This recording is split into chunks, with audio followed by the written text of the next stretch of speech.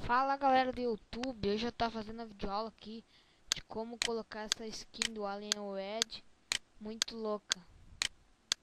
Primeiramente vocês vão ter que baixar esse programa, tá deixando na descrição do vídeo. Daí vocês vão baixar, ele vai vir zipado. Daí vocês vão extrair, vão abrir esta pasta e vão instalar isso. Eu não vou instalar porque eu já tenho. Daí vai dar gagueira na videoaula. Daí vocês instalam. Depois que vocês tiverem instalado, a mensagenzinha vai ter uma mensagenzinha no fim que vai reiniciar seu PC.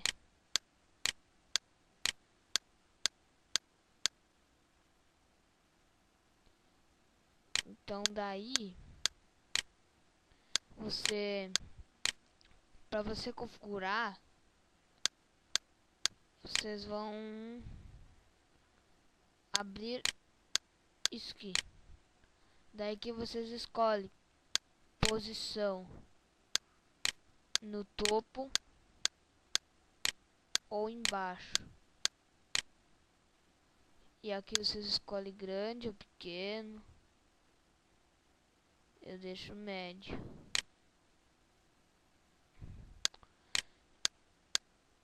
Isso é muito louco. Vocês podem ver que muda todas as coisas.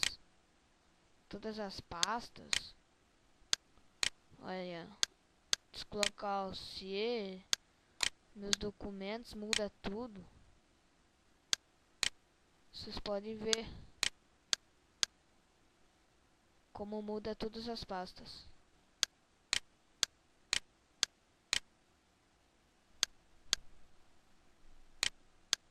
Então é isso aí, galera. Essa foi minha videoaula, espero que tenham gostado. É muito simples, muda completamente seu PC. Eu achei muito irado. Então é isso aí. Falou.